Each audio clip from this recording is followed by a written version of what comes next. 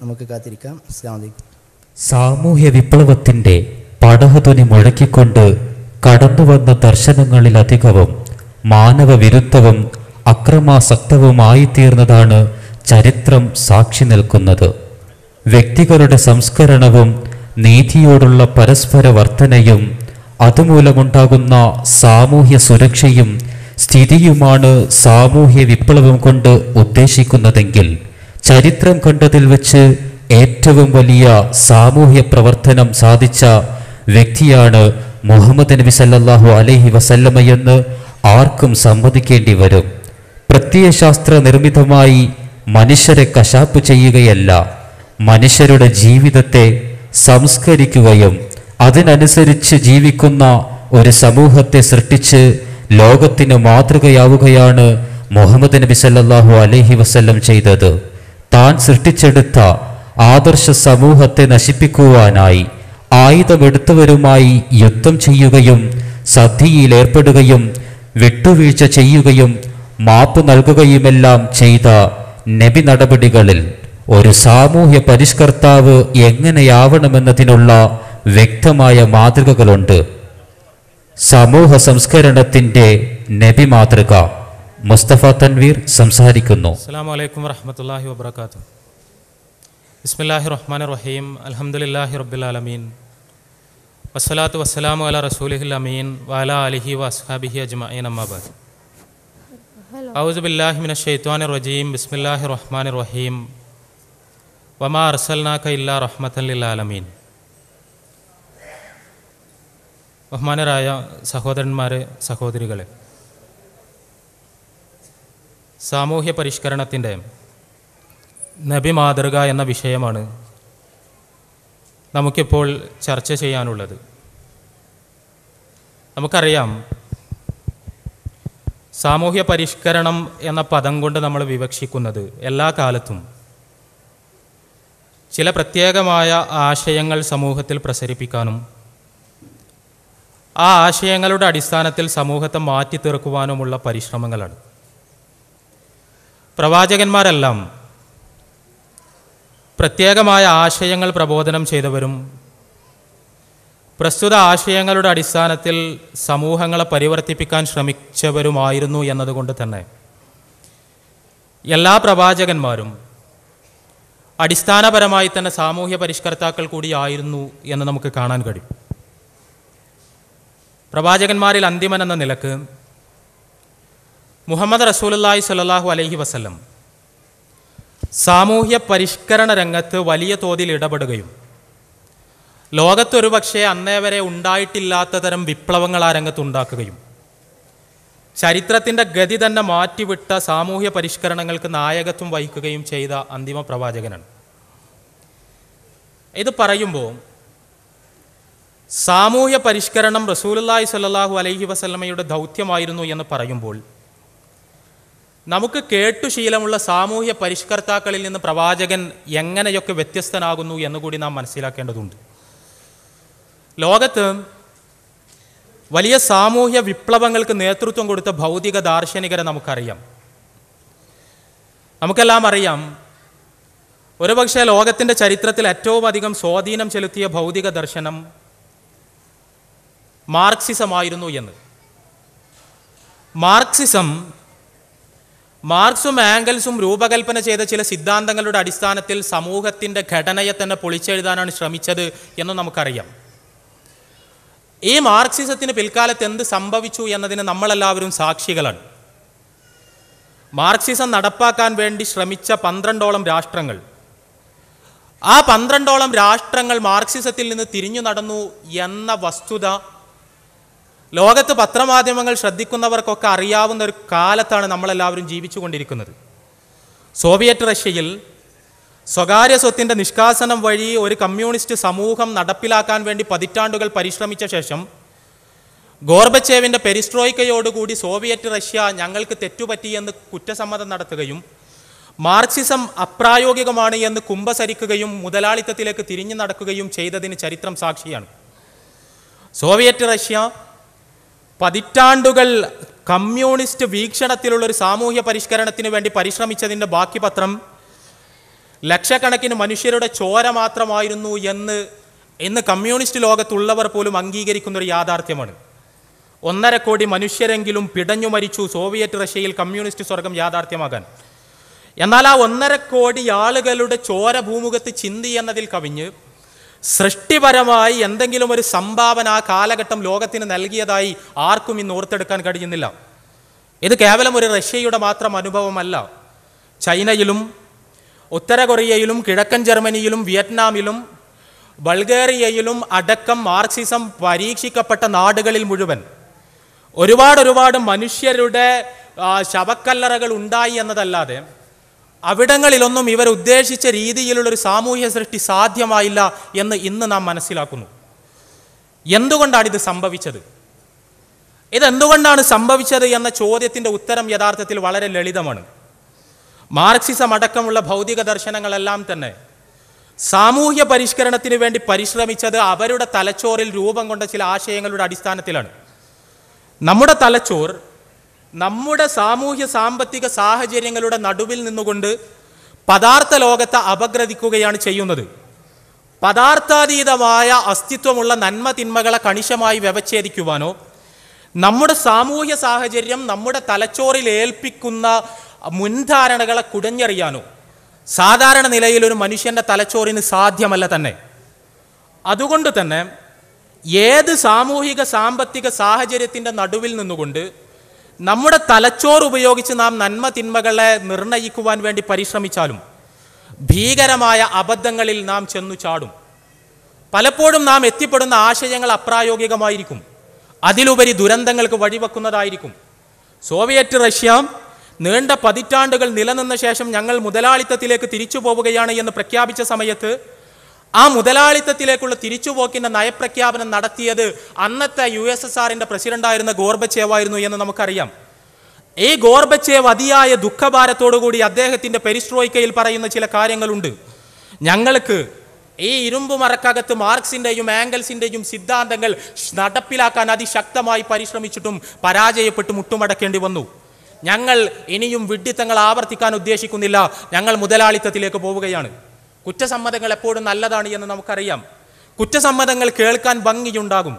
പക്ഷേ റഷ്യയിൽ കുരുതി കൊടുക്കപ്പെട്ട 1.5 കോടി മനുഷ്യർ, ആ 1.5 കോടി മനുഷ്യർക്ക് ഈ കുറ്റസമ്മതം കൊണ്ട് ലഭിച്ച ലാഭം എന്താണ്? ചൈന കമ്മ്യൂണിസ്റ്റ് അക്ഷരവായനയിൽ നിന്ന് പോയി സ്വകാര്യ സ്വത്ത് അനുവദിക്കുന്ന തലത്തിലേക്ക് മാറിയെന്ന് നമുക്കറിയാം. പക്ഷേ സ്വകാര്യ സ്വത്ത് ചൈനയിലേക്ക് കടന്നു വരാതിരിക്കാൻ വേണ്ടി കുരുതി കൊടുക്കപ്പെട്ട ലക്ഷങ്ങൾക്ക് ഈ മനംമാറ്റം കൊണ്ട് ലഭിക്കുന്ന നേട്ടം എന്താണ്? ഒരു നേട്ടവും ലഭിക്കുന്നില്ല. ഇവിടെ നമ്മുടെ സ്വന്തമായ ആശയങ്ങളുടെ അടിസ്ഥാനത്തിൽ നന്മ തിന്മകൾ നിർണ്ണയിക്കാൻ ശ്രമിച്ചാൽ സ്വാഭാവികമായി പിൽക്കാലത്ത് നമുക്ക് ഖേദിക്കേണ്ടി വരുമെന്നും ആ ഖേദത്തിന് പരിഹാരമുണ്ടാക്കാൻ നമുക്കൊരിക്കലും കഴിയില്ല എന്നും കൃത്യമായി നമുക്ക് മനസ്സിലാക്കാൻ കഴിയുന്നു. ഇവിടെയാണ് മുഹമ്മദ് റസൂലുള്ളാഹി സ്വല്ലല്ലാഹു അലൈഹി വസല്ലം വ്യത്യസ്തനാകുന്നത്. മുഹമ്മദ് റസൂലുള്ളാഹി സ്വല്ലല്ലാഹു അലൈഹി വസല്ലം നമുക്കെല്ലാം അറിയാവുന്നതുപോലെ സ്വന്തം തലച്ചോറിൽ അദ്ദേഹത്തിൻ്റെ സാമൂഹ്യ സാമ്പത്തിക സാഹചര്യങ്ങളുടെ നടുവിൽ നിന്നുകൊണ്ട് അദ്ദേഹം രൂപപ്പെടുത്തിയെടുത്ത ആശയങ്ങളിലേക്ക് സമൂഹത്തെ ക്ഷണിക്കുകയല്ല ചെയ്തത്. റസൂലുള്ളാഹി സ്വല്ലല്ലാഹു അലൈഹി വസല്ലം പ്രചരിപ്പിച്ച പ്രബോധനം ചെയ്ത ആശയങ്ങളെല്ലാം സർവ്വലോക സ്രഷ്ടാവിൻ്റെ മാർഗദർശനങ്ങളുടെ അടിസ്ഥാനത്തിൽ അദ്ദേഹത്തിന് ലഭിച്ചതാണ്. സർവജ്ഞനും സർവശക്തനുമായ പ്രപഞ്ചനാഥൻ, തെറ്റുപറ്റാത്ത അറിവിൻ്റെ ഉടമസ്ഥനായ പ്രപഞ്ചനാഥൻ, ആ പ്രപഞ്ചനാഥൻ റസൂലുള്ളാഹി സ്വല്ലല്ലാഹു അലൈഹി വസല്ലമക്ക് ദിവ്യബോധനത്തിലൂടെ വഹിയിലൂടെ കൈമാറിയ ആശയങ്ങളുടെ അടിസ്ഥാനത്തിലാണ് റസൂലുള്ളാഹി സ്വല്ലല്ലാഹു അലൈഹി വസല്ലം സമൂഹത്തെ പരിഷ്കരിക്കാൻ വേണ്ടി ശ്രമിക്കുന്നത്. ഇവിടെ വെച്ച് പ്രവാചകനും ഭൗതിക ദാർശനികരും തമ്മിലുള്ള സാമൂഹ്യ പരിഷ്കരണ രംഗത്തെ വ്യത്യാസം അടിസ്ഥാനപരമായി തന്നെ ആരംഭിക്കുന്നു. ഇത് ചെറിയൊരു വ്യത്യാസമല്ല. കാരണം ഈ വ്യത്യാസം സാമൂഹ്യ പരിഷ്കരണത്തിൻ്റെ ഉള്ളടക്കത്തിലും പ്രയോഗത്തിലുമെല്ലാം കൃത്യമായി പ്രതിഫലിക്കുന്നത് നമുക്ക് കാണാൻ കഴിയും. റസൂലുള്ളാഹി സ്വല്ലല്ലാഹു അലൈഹി വസല്ലം പടച്ച തമ്പുരാൻ അവതരിപ്പിച്ച ആശയങ്ങളിലേക്കാണ് സമൂഹത്തെ നയിച്ചത് എന്നതുകൊണ്ട് തന്നെ പ്രവാചകൻ പഠിപ്പിച്ച ഏതെങ്കിലും ഒരാശയം തിന്മയാണ് എന്ന് പറയാൻ ഭൂമിയിൽ ഒരാൾക്കും കഴിയില്ല. റസൂലുള്ളാഹി സ്വല്ലല്ലാഹു അലൈഹി വസല്ലം നന്മയാണ് എന്ന് പഠിപ്പിച്ച ഒരാശയം യഥാർത്ഥത്തിൽ തിന്മയായിരുന്നു. റസൂലുള്ളാഹി സ്വല്ലല്ലാഹു അലൈഹി വസല്ലം സമൂഹത്തെ നന്മയാണ് എന്ന് പറഞ്ഞ് അവരെ കൈപിടിച്ച് കൊണ്ടുപോയ ഒരു നിലപാട്, ആ നിലപാട് തിന്മയായിരുന്നു എന്ന് ഭൂമിയിൽ ഒരാൾക്കും ഒരിക്കലും സമർത്ഥിക്കാൻ കഴിയില്ല. ഇതേപോലെ റസൂലുള്ളാഹി സ്വല്ലല്ലാഹു അലൈഹി വസല്ലം തിന്മയായിരുന്നു എന്ന് പഠിപ്പിച്ചൊരാശയം അത് യഥാർത്ഥത്തിൽ നന്മയായിരുന്നു എന്ന് സമർത്ഥിക്കുവാൻ എത്ര വലിയ ദിശനാശാലികൾ പരിശ്രമിച്ചാലും സാധ്യമാകില്ല എന്നതിന് ഇസ്ലാമിക പ്രബോധനത്തിൻ്റെ 14 നൂറ്റാണ്ട് കാലത്തെ ചരിത്രം സാക്ഷിയാണ്. ഇവിടെ തെറ്റുപറ്റാത്ത ആശയങ്ങളുടെ അടിസ്ഥാനത്തിൽ റസൂലുള്ളാഹി സ്വല്ലല്ലാഹു അലൈഹി വസല്ലം സമൂഹത്തെ സംസ്കരിക്കാൻ ശ്രമിക്കുന്നു. ഇതോടൊപ്പം നമ്മൾ ചേർത്ത് വായിക്കേണ്ട വളരെ അടിസ്ഥാനപരമായൊരു കാര്യം കൂടിയുണ്ട്. സാമൂഹ്യ പരിഷ്കർത്താക്കളെ കുറിച്ച് ചർച്ച ചെയ്യുമ്പോഴെല്ലാം സാമൂഹ്യ പരിഷ്കർത്താക്കളുടെ സന്ദേശത്തെക്കുറിച്ചാണ് നാം ചർച്ച ചെയ്യുന്നത്. മാർക്സിന്റെ ഗ്രന്ഥങ്ങളെക്കുറിച്ച് നാം ഘോരഘോരം പ്രസംഗിക്കുന്നു. മിഷേൽ ഫൂക്കോയുടെ അദ്ദേഹത്തിന്റെ വീക്ഷണങ്ങളെ സംബന്ധിച്ച് നാം വളരെയധികം ചർച്ച ചെയ്യുന്നു. സാർത്രിന്റെ പ്രബന്ധങ്ങളെക്കുറിച്ച് നാം തൊണ്ട കീറുന്നു. എന്നാൽ ഒരിക്കൽ പോലും ഈ ബുദ്ധിജീവികളുടെ ദാർശനികരുടെ ജീവിതത്തിലേക്ക് നമ്മളാരും പ്രവേശിക്കാറില്ല. ഒരുപക്ഷെ നമ്മുടെ നാട്ടിൽ ഒരാദരവും ലഭിക്കാതെ സാധാരണക്കാരനായി കഴിഞ്ഞുകൂടുന്ന ആളുകളുടെ ധാർമ്മികത പോലും ഇവരിൽ പലർക്കും സ്വന്തം ജീവിതത്തിൽ ഉണ്ടായിരുന്നില്ല എന്നതാണ് യാഥാർത്ഥ്യം. ലോകത്ത് വാഴ്ത്തപ്പെടുന്ന ബുദ്ധിജീവികളുടെ ഭൗതിക ദാർശനികരുടെ എല്ലാം വ്യക്തി ജീവിതത്തിലേക്ക് നാം കടന്നു ചെന്നാൽ എത്രത്തോളം അധാർമികവും അനിയന്ത്രിതവുമായ രീതിയിലാണ് അവരെല്ലാം സ്വന്തം ജീവിതങ്ങൾ ജീവിച്ചു തീർത്തത് എന്നൊരു ഞെട്ടലോടുകൂടി നമുക്ക് മനസ്സിലാക്കാൻ കഴിയും. പോൾ ജോൺസന്റെ പ്രശസ്തമായൊരു പുസ്തകമുണ്ട്, ഇന്റലക്ച്വൽസ് എന്ന പുസ്തകം. ഇന്റലക്ച്വൽസ് എന്ന പുസ്തകത്തിൽ പോൾ ജോൺസൺ അദ്ദേഹം ലോകത്തെ പ്രഗത്ഭരായ ചില ബുദ്ധിജീവികളുടെ ജീവിതങ്ങൾ നമുക്ക് വേണ്ടി അനാവരണം ചെയ്യുകയാണ്. ഈ പുസ്തകത്തിൽ പോൾ ജോൺസൺ മാർക്സ് മുതൽ സാർത്രേ മുതൽ ഫൂക്കോ വരെ ചോംസ്കി വരെയുള്ള മാർക്സും സാർത്രേയും മുതൽ ഫൂക്കോയും ചോംസ്കിയും വരെയുള്ള ബുദ്ധിജീവികളെ ഞാൻ പരിശോധിക്കുന്നു എന്നാണ് പോൾ ജോൺസൺ അതിൻ്റെ ആമുഖത്തിൽ പറയുന്നത്. ഈ പുസ്തകത്തിൽ അദ്ദേഹം നമ്മളെല്ലാവരും മനസ്സിൽ ഏറ്റിക്കൊണ്ട് നടക്കുന്ന ബുദ്ധിജീവികളിൽ ഓരോരുത്തരെയായി അവലോകനം ചെയ്യുന്നു. അവരുടെ മുഴുവൻ മൂടുപടങ്ങൾ അഴിഞ്ഞു വീഴുന്നു. അവരുടെയെല്ലാം വ്യക്തിജീവിതം ലോകത്തിന് മുന്നിൽ തുറന്നു വെക്കപ്പെടാൻ കഴിയാത്തത്രയും മലീമസമാണ് എന്ന് ഒരു ഞെട്ടലോടുകൂടി വായനക്കാരൻ തിരിച്ചറിയുന്നു. എന്നാൽ ഇവിടെ നാം റസൂലുള്ളാഹി സ്വല്ലല്ലാഹു അലൈഹി വസല്ലമയിലേക്ക് വരണം. ഒന്നാമതായി, കുറ്റമറ്റ ആശയങ്ങൾ മാത്രം സമൂഹത്തിന് അദ്ദേഹം കൈമാറി എന്നതിനോടൊപ്പം ആ ആശയങ്ങളെ സ്വന്തം ജീവിതത്തിലേക്ക് 100% പരാവർത്തനം ചെയ്യാൻ പ്രവാചകന് കഴിഞ്ഞു. ഇവിടെ പലതവണ സൂചിപ്പിക്കപ്പെട്ടതുപോലെ റസൂലുള്ളാഹി സ്വല്ലല്ലാഹു അലൈഹി വസല്ലം അദ്ദേഹത്തിന്റെ വാക്കും പ്രവൃത്തിയും തമ്മിൽ, അദ്ദേഹത്തിന്റെ ജീവിതത്തിന്റെ അകവും പുറവും തമ്മിൽ, അദ്ദേഹത്തിന്റെ ജീവിതവും സന്ദേശവും തമ്മിൽ എന്തെങ്കിലും ഒരു വൈരുദ്ധ്യമുണ്ട് എന്ന് ഇസ്ലാമിന്റെ കടുത്ത വിമർശകർക്ക് പോലും പറയാൻ കഴിയില്ല. ഇത് ഞാൻ വെറുതെ പറയുന്നതല്ല. റസൂലുള്ളാഹി സ്വല്ലല്ലാഹു അലൈഹി വസല്ലമക്കെതിരെ പ്രവാചകൻ ജീവിച്ച അദ്ദേഹത്തിന്റെ കാലഘട്ടത്തിൽ തന്നെ നിരവധി ആരോപണങ്ങൾ ഉണ്ടായിട്ടുണ്ട്. പ്രവാചകനെ നിഷേധിച്ചവരുണ്ടായിട്ടുണ്ട്, പ്രവാചകന് ശത്രുക്കൾ ഉണ്ടായിട്ടുണ്ട്. എന്നാൽ അവരാരും, പ്രവാചകന്റെ ഒരു ശത്രു പോലും പറയുന്നതിന് വിരുദ്ധമായി പ്രവർത്തിക്കുന്നവനാണ് പ്രവാചകൻ എന്ന്, അദ്ദേഹം പ്രചരിപ്പിച്ചുകൊണ്ടിരിക്കുന്ന ആശയങ്ങൾക്ക് അദ്ദേഹത്തിന്റെ ജീവിതവുമായി ബന്ധമില്ല എന്ന്, ആ പ്രചരിപ്പിക്കുന്ന ആശയങ്ങൾ ജീവിതത്തിലേക്ക് വിവർത്തനം ചെയ്യുന്നതിൽ പ്രവാചകൻ പരാജയപ്പെട്ടു എന്ന് പ്രവാചകന്റെ കഠിനരായ ശത്രുക്കൾ പോലും ആരോപിച്ചിട്ടില്ല. ഒരു വെല്ലുവിളിയുടെ സ്വരത്തിൽ തന്നെ എനിക്ക് പറയാൻ കഴിയും, മുഹമ്മദ് നബിയുടെ ജീവിതത്തെ വിമർശിച്ചു കൊണ്ടിരിക്കുന്ന സകല ഇസ്ലാം വിമർശകരോടും, നിങ്ങളുടെയെല്ലാം പ്രത്യയശാസ്ത്രത്തിന്റെ ഊർജ്ജ സ്രോതസ്സുകളായി വിലയിരുത്തുന്ന മഹാബുദ്ധിജീവികൾ, അവരിലെ ആരുടെയെങ്കിലും ജീവിതത്തെ ലോകത്തിന് മുന്നിൽ തുറന്നു വെച്ച് ഇതാ പറഞ്ഞത് മാത്രമേ അവർ പ്രവർത്തിച്ചിട്ടുള്ളൂ എന്ന് പ്രഖ്യാപിക്കാൻ നിങ്ങൾക്കാർക്കെങ്കിലും കഴിയുമോ? അവരുടെ ആരുടെയെങ്കിലും ജീവിതത്തിൽ അധാർമികമായി യാതൊന്നും ഉണ്ടായിട്ടില്ല എന്ന് പറയാൻ നിങ്ങൾ ആരെങ്കിലും സന്നദ്ധമാകുമോ? ഇവിടെ പരിശുദ്ധ ഖുർആനിന്റെ 33-ാമത്തെ അധ്യായം സൂറത്തുൽ അഹ്സാബിൽ 21-ാമത്തെ വചനം ഈ ചർച്ചയിൽ പലതവണ പല വിഷയാവതരണങ്ങളിലായി ഉദ്ധരിക്കപ്പെട്ട് കഴിഞ്ഞു. ലഖദ് കാന ലക്കും ഫീ റസൂലില്ലാഹി ഉസ്വത്തുൻ ഹസന, നിങ്ങൾക്ക് പ്രവാചകനിൽ ഉത്തമമായ മാതൃകയുണ്ട് എന്ന് പരിശുദ്ധ ഖുർആൻ പ്രഖ്യാപിക്കുന്നു. ഈ പ്രഖ്യാപനത്തിന്റെ ഒരു പശ്ചാത്തലം നമ്മൾ മനസ്സിലാക്കണം. ഈ പ്രഖ്യാപനം നടത്തുന്നത് പ്രവാചകനാണ്, റസൂലുള്ളാഹി സ്വല്ലല്ലാഹു അലൈഹി വസല്ലമയാണ്. ഈ പ്രവാചകൻ സ്വന്തം വീട്ടിൽ ഒതുങ്ങിക്കൂടുന്ന ഒരു മനുഷ്യനല്ല. അദ്ദേഹത്തിന് 9ഓളം ഭാര്യമാരുണ്ട്. ആ പ്രവാചകൻ ഒരു രാഷ്ട്രത്തിന്റെ നേതാവാണ്. അദ്ദേഹം സത്യവിശ്വാസികളുടെ ഇമാമാണ്. അദ്ദേഹം വിദേശ രാഷ്ട്ര പ്രതിനിധികളുമായി കൂടിക്കാഴ്ചകൾ നടത്തുന്നവനാണ്. സമൂഹത്തിന്റെ വ്യത്യസ്ത തലങ്ങളിലുള്ളവരുടെ പ്രശ്നങ്ങൾ പരിഹരിക്കുന്നവനാണ്. ഒരുപാട് ശത്രുക്കളുള്ളയാളാണ്, വിമർശകനാണ്, അങ്ങനെ പലതുമാണ്. പല രീതിയിലും വിമർശിക്കപ്പെടുന്ന, പല രീതിയിലുള്ള ശത്രുക്കളുള്ള ഒരു സമൂഹത്തിന്റെ നടുവിൽ നിന്നുകൊണ്ട് റസൂലുള്ളാഹി സ്വല്ലല്ലാഹു അലൈഹി വസല്ലം പ്രഖ്യാപിക്കുന്നു, ലഖദ് കാന ലക്കും ഫീ റസൂലില്ലാഹി ഉസ്വത്തുൻ ഹസന, ഇതാ നിങ്ങൾക്ക് ഉത്തമമായ ജീവിത മാതൃക എന്നിലേക്ക് നോക്കൂ, എൻ്റെ ജീവിതത്തിലുണ്ട്. എൻ്റെ ജീവിത മാതൃക നിങ്ങൾക്ക് ധൈര്യമായി അനുധാവനം ചെയ്യാം എന്ന് റസൂലുള്ളാഹി സ്വല്ലല്ലാഹു അലൈഹി വസല്ലമക്ക് പ്രഖ്യാപിക്കാൻ കഴിയണമെങ്കിൽ ആ ജീവിതം സ്ഫടിക സമാനം വിശുദ്ധമായിരിക്കണം.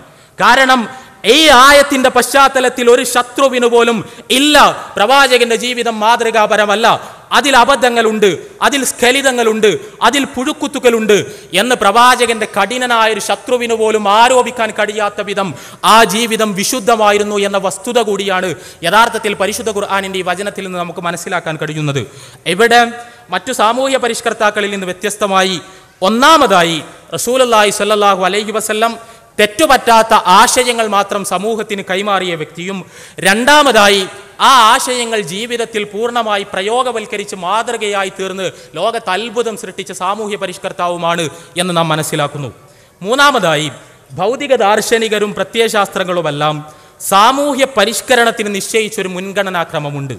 ആ മുൻഗണനാക്രമം ഭരണകൂടത്തെ അട്ടിമറിച്ച്, നിലനിൽക്കുന്ന രാഷ്ട്രീയ വ്യവസ്ഥിതിയെ അട്ടിമറിച്ച്, കലാപങ്ങളിലൂടെ അട്ടിമറിച്ച് പുതിയൊരു രാഷ്ട്രീയ വ്യവസ്ഥിതി നിലവിൽ വരുത്തിക്കൊണ്ടാണ് സാമൂഹ്യ പരിഷ്കരണം ആരംഭിക്കേണ്ടത് എന്ന നിലപാടാണ്. ലോകത്ത് ഒരുവിധം എല്ലാ ഭൗതിക പ്രത്യയശാസ്ത്രങ്ങളും പൊതുവിൽ സാമൂഹ്യ പരിഷ്കരണത്തിന്റെ രീതിശാസ്ത്രമായി ഉയർത്തിപ്പിടിക്കുന്നത് വ്യവസ്ഥിതി മാറ്റത്തിലൂടെയുള്ള സാമൂഹിക പരിഷ്കരണം എന്ന രീതിശാസ്ത്രമാണ്. എന്നാൽ റസൂലുള്ളാഹി സ്വല്ലല്ലാഹു അലൈഹി വസല്ലം അദ്ദേഹം ഈ രീതിശാസ്ത്രത്തെ ഒരിക്കൽ പോലും പിന്തുടർന്നതായി നമുക്ക് കാണാൻ കഴിയുന്നില്ല. മക്കയിൽ 13 വർഷക്കാലം എല്ലാ സാഹചര്യങ്ങളും പ്രതികൂലമായിട്ടും മക്കയിലെ സാമൂഹ്യ വ്യവസ്ഥിതി പ്രവാചകന്റെ പ്രബോധന സ്വാതന്ത്ര്യം പോലും നിഷേധിച്ചിട്ടും ആ സാമൂഹ്യ വ്യവസ്ഥിതിയെ അട്ടിമറിക്കുവാനുള്ള പരിശ്രമങ്ങളൊന്നും റസൂലുള്ളാഹി സ്വല്ലല്ലാഹു അലൈഹി വസല്ലം നിർവഹിക്കുന്നേയില്ല. പ്രവാചകന് പല വിധത്തിലുള്ള പീഡനങ്ങളും പ്രയാസങ്ങളും മർദ്ദനങ്ങളും എല്ലാം മക്കയിൽ അനുഭവിക്കേണ്ടി വന്നിട്ടും ആയുധങ്ങൾ എടുത്തുകൊണ്ടുള്ളൊരു കലാപത്തിലൂടെ മക്കയിലെ സാമൂഹ്യ ക്രമത്തിനെ അട്ടിമറിക്കാനുള്ള പരിശ്രമങ്ങൾ വഴി പ്രബോധന സ്വാതന്ത്ര്യം നേടിയെടുക്കാനുള്ള ഒരുവിധ ശ്രമവും റസൂലുള്ളാഹി സ്വല്ലല്ലാഹു അലൈഹി വസല്ലമയുടെയോ അനുചരന്മാരുടെയോ ഭാഗത്ത് നിന്നുണ്ടാകുന്നില്ല. വ്യവസ്ഥിതി മാറ്റത്തിലൂടെ മനുഷ്യരെ സംസ്കരിക്കാൻ കഴിയുമെന്ന കാഴ്ചപ്പാട് തന്നെ അബദ്ധമാണ് എന്നതാണ് പ്രവാചകന്റെ നിലപാട്.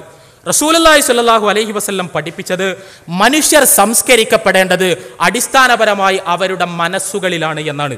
മനസ്സ് മാറി നല്ല വ്യക്തിയുണ്ടാകുമ്പോൾ മാത്രമേ ആ നല്ല വ്യക്തിയിൽ നിന്ന് നല്ല കുടുംബം ഉണ്ടാകൂ. നല്ല കുടുംബത്തിൽ നിന്ന് മാത്രമേ നല്ല സമൂഹം ഉണ്ടാകൂ. നല്ലൊരു സമൂഹത്തിൽ മാത്രമേ നല്ലൊരു രാഷ്ട്രത്തിൻ്റെ സൃഷ്ടി സാധ്യമാകൂ. ഇവിടെ മുകളിൽ നിന്ന് താഴേക്ക് വരുന്നൊരു സാമൂഹ്യ പരിഷ്കരണ രീതിയെ തിരസ്കരിച്ചുകൊണ്ട് താഴെ നിന്ന് മുകളിലേക്ക് പോകുന്നൊരു സാമൂഹ്യ പരിഷ്കരണ രീതിയാണ് റസൂലുള്ളാഹി സ്വല്ലല്ലാഹു അലൈഹി വസല്ലം അവലംബിച്ചത്. പ്രവാചകൻ അദ്ദേഹത്തിൻ്റെ പ്രബോധന പ്രവർത്തനങ്ങൾ മുഴുവൻ കേന്ദ്രീകരിച്ചത് വ്യക്തികളിലായിരുന്നു. വ്യക്തികളെ സംസ്കരിക്കുകയും അവർക്ക് നന്മ തിന്മകളെ സംബന്ധിച്ച അവബോധം ഉണ്ടാക്കുകയും ആ നന്മ തിന്മകളെ സംബന്ധിച്ച അവബോധത്തിൻ്റെ അടിസ്ഥാനത്തിൽ എത്ര പ്രതികൂല സാഹചര്യത്തിലും എത്ര പ്രതികൂലമായ സാമൂഹ്യ വ്യവസ്ഥിതിക്ക് കീഴിലും ജീവിക്കാൻ അവരെ പ്രാപ്തരാക്കുകയുമാണ് റസൂലുള്ളാഹി സ്വല്ലല്ലാഹു അലൈഹി വസല്ലം ചെയ്തത് എന്ന് നമുക്ക് കൃത്യമായി കണ്ടെത്താൻ കഴിയും. പരിശുദ്ധ ഖുർആനിലെ 2-ാമത്തെ അധ്യായം സൂറത്തുൽ ബഖറയിലെ 256-ാമത്തെ വചനത്തിൽ ലാ ഇക്റാഹ ഫിദ്ദീൻ ഖദ് തബയ്യന റുശ്ദു മിനൽ ഗയ്, മതത്തിന്റെ കാര്യത്തിൽ ബലാത്കാരമേയില്ല, സന്മാർഗവും ദുർമാർഗവും പരസ്പരം വേർതിരിഞ്ഞിരിക്കുന്നു എന്ന പരിശുദ്ധ ഖുർആനിന്റെ പ്രഖ്യാപനം ഈ ഒരു രീതിശാസ്ത്രവുമായി കൂടി ബന്ധപ്പെട്ട് മനസ്സിലാക്കാൻ നമുക്ക് കഴിയണം. റസൂലുള്ളാഹി സ്വല്ലല്ലാഹു അലൈഹി വസല്ലമയെ അഭിസംബോധന ചെയ്തുകൊണ്ട് പടച്ച തമ്പുരാൻ ഈ സൂക്തത്തിൽ പ്രഖ്യാപിക്കുന്നത് പ്രവാചകരെ മതത്തിന്റെ കാര്യത്തിൽ ബലപ്രയോഗമേ ഇല്ല, സന്മാർഗവും ദുർമാർഗവും രണ്ടും വേറെ വേറെയായി വേർതിരിഞ്ഞിരിക്കുന്നു. ജനങ്ങൾക്ക് എന്താണ് സന്മാർഗമെന്നും എന്താണ് ദുർമാർഗമെന്നും മനസ്സിലാക്കി കൊടുക്കണം. ആ മനസ്സിലാക്കി കൊടുത്തതിൻ്റെ അടിസ്ഥാനത്തിൽ അവർക്ക് ഏതാണ് ശരിയെന്ന് തീരുമാനിക്കാൻ കഴിയണം. മനസ്സ് മാറിക്കൊണ്ടാകണം ജനങ്ങൾ ആദർശത്തിൽ പ്രവേശിക്കുന്നത്. ഭരണകൂടത്തെ അട്ടിമറിച്ച് നമ്മുടേതായൊരു ഭരണകൂടത്തെ സ്ഥാപിച്ച് ആ ഭരണകൂടത്തിൻ്റെ അധികാരം ഉപയോഗിച്ച് ആളുകളുടെ മേൽ ആശയം അടിച്ചേൽപ്പിക്കുന്ന രീതി ഇസ്ലാമിന് അന്യമാണ് എന്ന് റസൂലുള്ളാഹി സ്വല്ലല്ലാഹു അലൈഹി വസല്ലമയുടെ ജീവിതം നമുക്ക് കൃത്യമായി മനസ്സിലാക്കി തരുന്നു. സോവിയറ്റ് റഷ്യ തകർന്ന സമയത്ത് സോവിയറ്റ് റഷ്യ തകരാനുണ്ടായ കാരണങ്ങളെ സംബന്ധിച്ച് നടന്ന ചർച്ചകളിൽ വളരെ ശ്രദ്ധേയമായൊരു അഭിപ്രായം സാമൂഹ്യ ശാസ്ത്രജ്ഞന്മാർ മുന്നോട്ട് വെച്ചിരുന്നു. അവർ പറഞ്ഞത് സോവിയറ്റ് റഷ്യ തകരാനുള്ള കാരണം ജനങ്ങൾ കമ്മ്യൂണിസ്റ്റ് ആകാതെ രാഷ്ട്രം കമ്മ്യൂണിസ്റ്റ് ആയതാണ് എന്നതാണ്. ജനങ്ങൾ കമ്മ്യൂണിസ്റ്റ് ആകാതെ, ജനങ്ങളുടെ മനസ്സിലേക്ക് ആശയങ്ങൾ പ്രവേശിക്കാതെ രാഷ്ട്രം കമ്മ്യൂണിസ്റ്റ് ആവുകയും രാഷ്ട്രം ആ ആശയങ്ങൾ ജനങ്ങളുടെ മേൽ അടിച്ചേൽപ്പിക്കാൻ ശ്രമിക്കുകയും ചെയ്തതുകൊണ്ടാണ് സോവിയറ്റ് റഷ്യ തകർന്നത് എന്ന് പ്രഗത്ഭരായ പല സാമൂഹ്യ ശാസ്ത്രജ്ഞരും അന്ന് നിരീക്ഷിക്കുകയുണ്ടായി.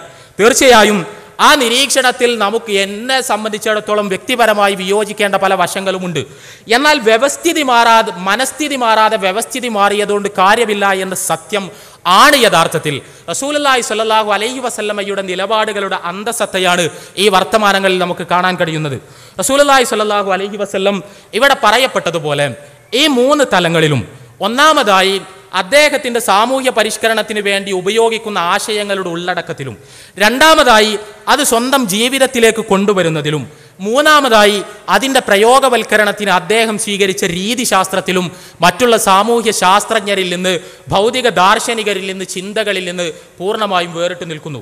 നാലാമതായി റസൂലുള്ളാഹി സ്വല്ലല്ലാഹു അലൈഹി വസല്ലമയുടെ സാമൂഹ്യ പരിഷ്കരണത്തെ വ്യതിരിക്തമാക്കി നിർത്തുന്ന നാലാമത്തെ ഘടകം അദ്ദേഹത്തിൻ്റെ സാമൂഹ്യ പരിഷ്കരണ ദൗത്യം വിജയിപ്പിക്കുന്നതിന് വേണ്ടി അദ്ദേഹം പോയ പരിധിയില്ലാത്ത ത്യാഗ തീവ്രതയുടെ പൊരിവയിലാണ്.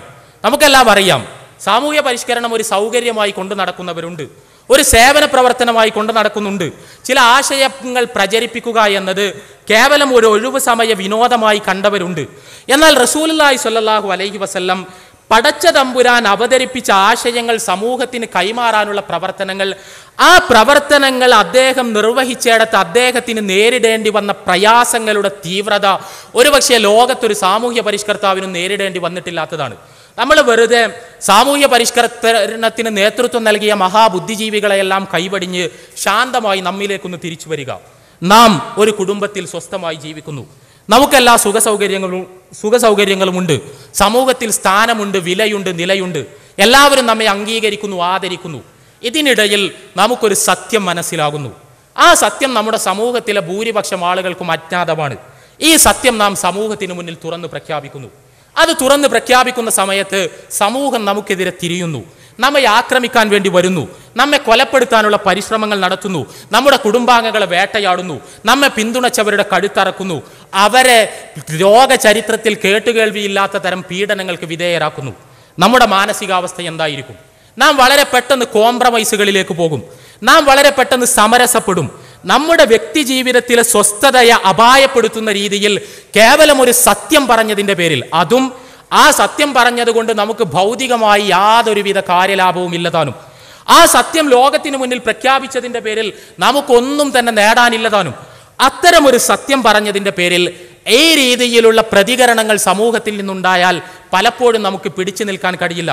ഇവിടെ റസൂലുള്ളാഹി സ്വല്ലല്ലാഹു അലൈഹി വസല്ലം അദ്ദേഹം മക്കയിൽ അദ്ദേഹത്തിൻ്റെ പ്രബോധന പ്രവർത്തനങ്ങൾ ആരംഭിക്കുന്ന സമയത്ത് അദ്ദേഹത്തിന് മക്കയിലുള്ള മേൽവിലാസം നമുക്കറിയാം.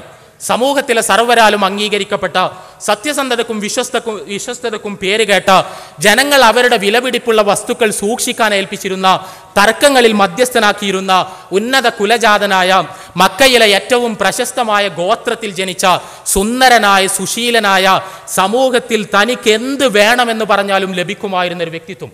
ആ വ്യക്തിത്വം 40-ാമത്തെ വയസ്സിൽ അദ്ദേഹത്തിന് പടച്ചതമ്പുരാൻ അറിയിച്ചു കൊടുത്ത ചില സത്യങ്ങൾ സമൂഹത്തിന് മുന്നിൽ പ്രഖ്യാപിച്ചതിൻ്റെ പേരിൽ കടന്നുപോയ പീഡന നൈരന്തര്യം, ആ പീഡന നൈരന്തര്യത്തിന് നടുവിൽ പതറാതെ ഈ സത്യം ഉറക്കെ പറയാൻ റസൂലുള്ളാഹി സ്വല്ലല്ലാഹു അലൈഹി വസല്ലമക്ക് നൽകിയ സ്ഥൈര്യം, ആ സ്ഥൈര്യം യഥാർത്ഥത്തിൽ പ്രവാചകന് അദ്ദേഹം പ്രബോധനം ചെയ്ത ആശയങ്ങളുടെ സത്യതയെ സംബന്ധിച്ച ബോധ്യത്തിൽ നിന്നുണ്ടായതാണ്.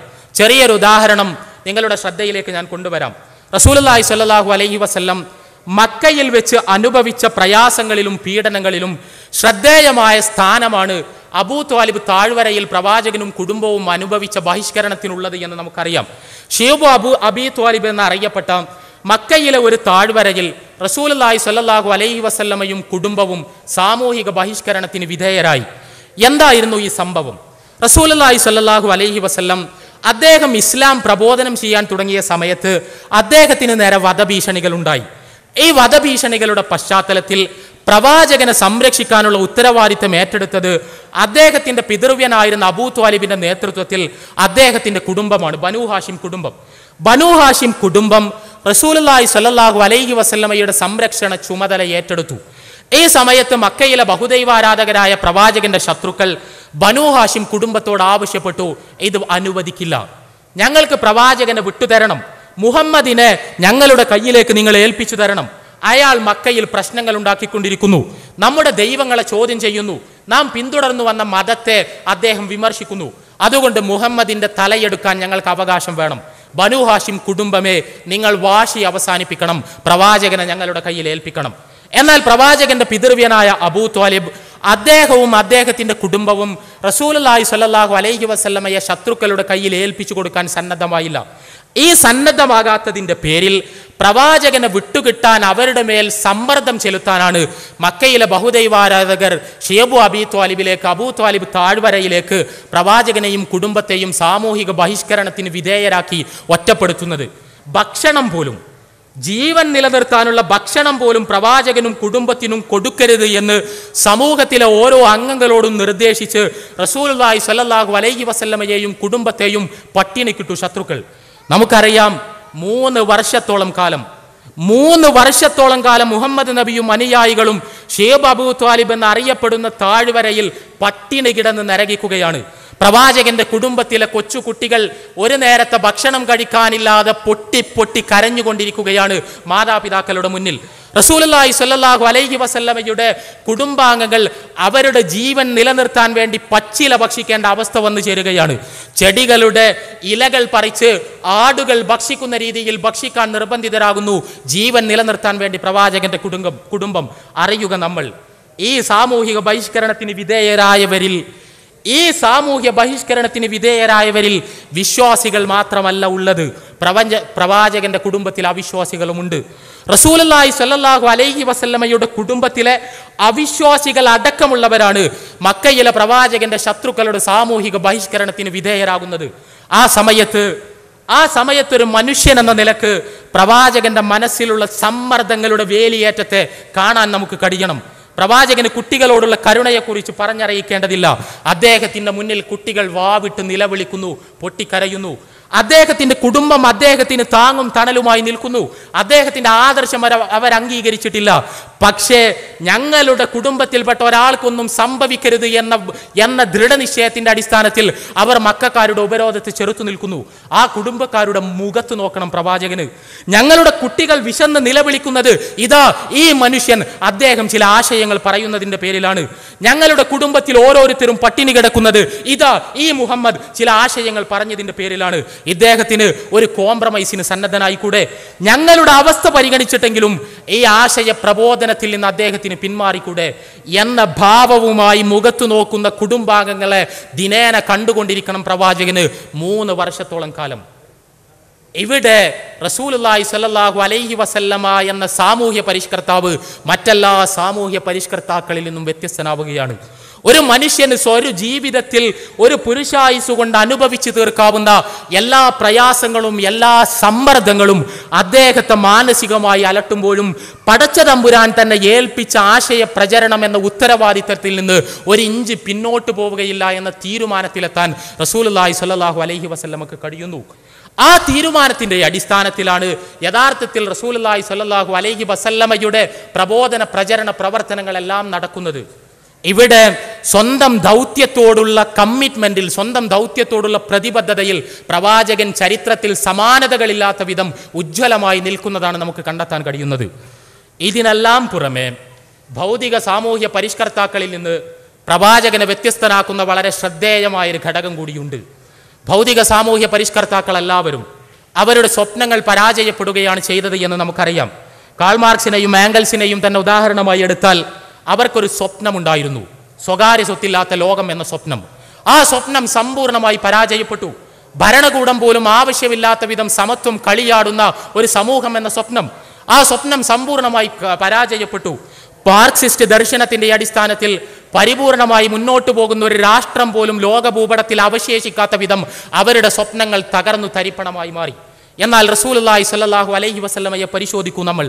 റസൂലുള്ളാഹി സ്വല്ലല്ലാഹു അലൈഹി വസല്ലം പരിമിതമായ വിഭവങ്ങൾ ഉപയോഗിച്ച് പീഡനങ്ങളുടെയും പ്രയാസങ്ങളുടെയും പ്രതികൂല സാഹചര്യത്തിൽ തളരാതെ പതറാതെ അദ്ദേഹത്തിൻ്റെ ആശയങ്ങൾ പ്രചരിപ്പിച്ചു. ആ ആശയ പ്രചരണത്തിൻ്റെ അനന്തര ഫലമായി അദ്ദേഹത്തിൻ്റെ സ്വപ്നത്തിന് അനുസൃതമായൊരു സമൂഹം മദീനയിൽ നിലവിൽ വന്നു. അതാണ് നാം ഹിജറയ്ക്ക് ശേഷം കാണുന്നത്. റസൂലുള്ളാഹി സ്വല്ലല്ലാഹു അലൈഹി വസല്ലം ഏതാശയങ്ങളാണോ പ്രചരിപ്പിച്ചത് ആ ആശയങ്ങളെ പ്രയോഗവൽക്കരിച്ച ഒരു സമൂഹം. റസൂലുള്ളാഹി സ്വല്ലല്ലാഹു അലൈഹി വസല്ലം ഏതു തരത്തിലുള്ള സമൂഹത്തെയാണോ വിഭാവനം ചെയ്തത് ആ തരത്തിലുള്ളൊരു സമൂഹം, ലോകത്തെ എല്ലാവിധ നന്മകളുടെയും എക്കാലത്തെയും ഏറ്റവും വലിയ പ്രതിനിധാനമായി നിലകൊള്ളുന്നൊരു സമൂഹം. ആ സമൂഹത്തെ സ്വന്തം കൺമുന്നിൽ കേവലം 23 വർഷക്കാലം കൊണ്ട് സൃഷ്ടിച്ചുകൊണ്ടാണ് റസൂലുള്ളാഹി സ്വല്ലല്ലാഹു അലൈഹി വസല്ലം ഈ ലോകത്ത് നിന്ന് യാത്രയാകുന്നത്. വല്ലാത്തൊരു സംതൃപ്തിയാണത്. കേവലം കുറെ ആശയങ്ങൾ പ്രചരിപ്പിച്ചു എന്നതിനപ്പുറം ആ ആശയങ്ങളെ കൃത്യമായി പ്രയോഗവൽക്കരിക്കുന്ന ഒരു സമൂഹം നിലവിൽ വരിക എന്ന ലോകത്തൊരു പക്ഷേ മറ്റൊരു സാമൂഹ്യ പരിഷ്കർത്താവിനും ലഭിച്ചിട്ടില്ലാത്ത സംതൃപ്തി, അത്തരമൊരു സംതൃപ്തി റസൂലുള്ളാഹി സ്വല്ലല്ലാഹു അലൈഹി വസല്ലമക്ക് മാത്രമാണ് ലഭിച്ചത്. ആ വിപ്ലവത്തിൻ്റെ വില യഥാർത്ഥത്തിൽ നമുക്ക് പൂർണ്ണമായി മനസ്സിലാകണമെങ്കിൽ മറ്റു ചില കാര്യങ്ങൾ കൂടി നമ്മൾ അറിയണം. നമുക്ക് ആൾ ദൈവങ്ങളെ പരിചയമുണ്ട്. ആൾ ദൈവങ്ങൾ ഒരുപക്ഷെ 2 or 3 തലമുറകൾ ജീവിച്ചേക്കും. എന്തുകൊണ്ടാണ് അവർ ജീവിക്കുന്നത്?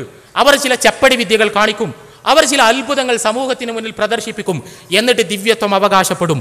ഈ അത്ഭുത വിദ്യകളിൽ, ഇവരുടെ മാസ്മരിക പ്രകടനങ്ങളിൽ മനം മയങ്ങിയ ആളുകൾ പലപ്പോഴും ഈ ആൾ ദൈവത്തിന് ദിവ്യത്വമുണ്ട് എന്ന് തെറ്റിദ്ധരിക്കും. സ്വാഭാവികമായും അവരുടെ മനസ്സിൽ ഒരാൾ ദൈവം എന്ന നിലയ്ക്ക് 2 or 3 തലമുറകൾ അവർ ജീവിക്കും. അത് കഴിഞ്ഞാൽ അതിലുള്ള ഹരം നഷ്ടപ്പെടും, അവർ അവരുടെ മനസ്സുകളിൽ നിന്ന് ഇറങ്ങിപ്പോകും. മറ്റു ചില ആളുകൾ സുന്ദരമായ ആശയങ്ങൾ ലോകത്തിന് മുന്നിൽ സമർപ്പിക്കും. ഈ ആളുകൾ മരിച്ചാലും അവരുടെ ആശയങ്ങൾ ചർച്ച ചെയ്യപ്പെട്ടുകൊണ്ടേയിരിക്കും. ജനങ്ങൾ ആ ആശയങ്ങളിലേക്ക് ആകൃഷ്ടരാകും, ഒരുപക്ഷെ ഏതാനും തലമുറകൾ. എന്നാൽ മുഹമ്മദ് നബി സല്ലല്ലാഹു അലൈഹി വസല്ലം അദ്ദേഹം കാണിച്ച ഏതെങ്കിലും അത്ഭുതങ്ങളുടെ പേരിലല്ല ലോകത്ത് ജീവിക്കുന്നത്. അദ്ദേഹം കാണിച്ച ഏതെങ്കിലും ചെപ്പടി വിദ്യകളുടെ പേരിലല്ല ലോകത്ത് ജീവിക്കുന്നത്. റസൂലുള്ളാഹി സ്വല്ലല്ലാഹു അലൈഹി വസല്ലമ ലോകത്തിന് മുന്നിൽ സമർപ്പിച്ച സുന്ദരമായ ആശയങ്ങൾ, ആ ആശയങ്ങളുടെ മഹത്വം പ്രസംഗിച്ചുകൊണ്ടല്ല ലോകത്ത് പ്രവാചകൻ ഇപ്പോഴും ജീവിക്കുന്നത്. മറിച്ച് റസൂലുള്ളാഹി സ്വല്ലല്ലാഹു അലൈഹി വസല്ലം പിന്തുടരപ്പെടുന്നു. അദ്ദേഹത്തിന്റെ ജീവിതത്തിന്റെ ചെറുതും വലുതുമായ ഓരോ രംഗങ്ങളും ലോകത്തെ കോടിക്കണക്കിന് ആളുകൾ പിന്തുടർന്നുകൊണ്ടിരിക്കുന്നു. ഇല്ല ചരിത്രത്തിൽ ഇങ്ങനെയൊരു വ്യക്തിത്വം. ആശയങ്ങൾ പ്രഘോഷിക്കപ്പെട്ടവരുണ്ട്, ആശയങ്ങൾ ആഘോഷിക്കപ്പെട്ടവരുണ്ട്, ചപ്പടി വിദ്യകൾ കൊണ്ട് മനസ്സുകളിൽ കയറിക്കൂടിയവരുണ്ട്. പക്ഷേ ഒരു മനുഷ്യന്റെ വ്യക്തി ജീവിതം കറപുരളാത്തതാണ് എന്ന് കോടിക്കണക്കിന് ആളുകൾ വിശ്വസിക്കുകയും അദ്ദേഹത്തിന്റെ ജീവിതത്തിന്റെ ചെറുതും വലുതുമായ മുഴുവൻ രംഗങ്ങളും പ്രത്യക്ഷരം അനുധാവനം ചെയ്യപ്പെടുകയും ചെയ്യുന്ന അത്ഭുതകരമായ പ്രതിഭാസം, അവസ്ഥാവിശേഷം, അത് മുഹമ്മദ് നബി സല്ലല്ലാഹു അലൈഹി വസല്ലമക്ക് മാത്രം ബാധകമായ ഒരു കാര്യമാണ്. പ്രവാചകന്റെ ജീവിതം അത് പടച്ച തമ്പുരാന്റെ മാർഗദർശനങ്ങളുടെ മാത്രം വെളിച്ചത്തിലുള്ളതാണ് എന്നും അതുകൊണ്ട് തന്നെ അദ്ദേഹത്തിന്റെ ജീവിതത്തിൽ തിന്മയായി യാതൊന്നുമില്ല എന്നും അദ്ദേഹത്തിന്റെ ജീവിതം 100% അനുധാവനം ചെയ്യപ്പെടേണ്ടതുണ്ട് എന്നുമുള്ള ബോധ്യം ലോകത്ത് അവശേഷിപ്പിച്ചുകൊണ്ട് ഇപ്പോഴും അത്തരത്തിലുള്ള കോടിക്കണക്കിന് ആളുകൾ ലോകത്ത് നിലനിൽക്കുന്ന രീതിയിൽ സാമൂഹ്യ പരിഷ്കരണം നിർവഹിക്കാൻ റസൂലുള്ളാഹി സ്വല്ലല്ലാഹു അലൈഹി വസല്ലമക്ക് കഴിഞ്ഞു. ഇത് ചരിത്രത്തിൽ തന്നെ ഒരുപക്ഷെ പ്രവാചകന് മാത്രം അവകാശപ്പെട്ട ഒരു തരം സാമൂഹ്യ സൃഷ്ടിയാണ് എന്നാണ് ചരിത്രത്തിൻ്റെ അളവുകോലുകൾ വെച്ച് നമുക്ക് പരിശോധിക്കുമ്പോൾ മനസ്സിലാക്കാൻ കഴിയുന്നത്. തീർച്ചയായും മുൻ പ്രവാചകന്മാർക്ക് ഇത്തരത്തിലുള്ള അവസ്ഥകൾ ഉണ്ടായിട്ടുണ്ടാകാം അവരുടേതായ കാലത്ത്. എന്നാൽ ചരിത്രത്തിൻ്റെ പൂർണ്ണമായ പ്രകാശത്തിൽ അല്ല അവരൊന്നും ജീവിച്ചത് എന്നതുകൊണ്ട് തന്നെ അത്തരമൊരു സാമൂഹ്യ സൃഷ്ടിയുടെ വിശദാംശങ്ങൾ നമുക്ക് കണ്ടെത്താൻ കഴിയില്ല. എന്നാൽ മുഹമ്മദ് നബി സല്ലല്ലാഹു അലൈഹി വസല്ലം ചരിത്രത്തിൻ്റെ പൂർണ്ണമായ പ്രകാശത്തിൽ സൃഷ്ടിച്ച ഇത്തരമൊരു സമൂഹം, ആ സമൂഹത്തിൻ്റെ പിന്തുടർച്ച ഇന്നും നിലനിൽക്കുന്നു. ലോകത്തിൻ്റെ ഏത് കോണിലും പ്രവാചകൻ കൃത്യമായി സൂക്ഷ്മമായി അനുധാവനം ചെയ്യപ്പെട്ടുകൊണ്ടിരിക്കുന്നു. ഇവിടെ റസൂലുള്ളാഹി സ്വല്ലല്ലാഹു അലൈഹി വസല്ലം ഒരു സമൂഹ സൃഷ്ടി സാധിച്ചു. ഇനിയാണ് നമ്മുടെ വിഷയത്തിൻ്റെ ഏറ്റവും പ്രധാനപ്പെട്ട ഭാഗത്തേക്ക് നാം കടന്നു പോകുന്നത്. നമുക്കറിയാം റസൂലുള്ളാഹി സ്വല്ലല്ലാഹു അലൈഹി വസല്ലം അദ്ദേഹത്തിന് പടച്ച തമ്പുരാൻ പഠിപ്പിച്ച ആശയങ്ങൾ പ്രബോധനം ചെയ്ത് വളരെ കൃത്യമായി തൻ്റെ സ്വപ്നം സഫലമാക്കുന്ന രീതിയിൽ ഒരു സാമൂഹ്യ സൃഷ്ടി സാധ്യമാക്കുന്നു. ഈ സാമൂഹ്യ സൃഷ്ടിക്കു ശേഷമുള്ള പ്രവാചകന്റെ ജീവിതം എന്താണ്? അത് നാം പരിശോധിക്കണം. ഹിജറയ്ക്ക് ശേഷം മദീനയിലെത്തുന്നു. മദീനയിൽ ഒരു ഇസ്ലാമിക രാഷ്ട്രമുണ്ടാകുന്നു. പ്രവാചകൻ രാഷ്ട്ര നേതൃത്വം ഏറ്റെടുക്കുന്നു. നീതിപൂർവകമായ ഭരണം നടത്തുന്നു. മദീനയിൽ നിന്ന് തിന്മകൾ ഒഴിഞ്ഞു പോകുന്നു. എല്ലാവിധ നന്മകളുടെയും പ്രതിനിധാനമായി മദീന നിലനിൽക്കുന്നു. ലോകത്തിന് മുഴുവൻ വെളിച്ചം നൽകുന്ന പ്രതീക്ഷയുടെ ചെറുതുരുത്തായി മദീന മാറുന്നു. അപ്പോഴാണ് പ്രശ്നങ്ങൾ ആരംഭിക്കുന്നത്. അകത്തുനിന്നും പുറത്തുനിന്നും പ്രശ്നങ്ങൾ. ഒരു വശത്ത് റസൂലുള്ളാഹി സ്വല്ലല്ലാഹു അലൈഹി വസല്ലമയെ മക്കയിൽ നിന്ന് മദീനയിലേക്ക് ആട്ടിയോടിച്ച മക്കയിലെ ബഹുദൈവാരാധകർ അവർ മദീനയെ ആക്രമിക്കാനുള്ള തന്ത്രങ്ങളും പദ്ധതികളും ആവിഷ്കരിച്ചു കൊണ്ടിരിക്കുന്നു.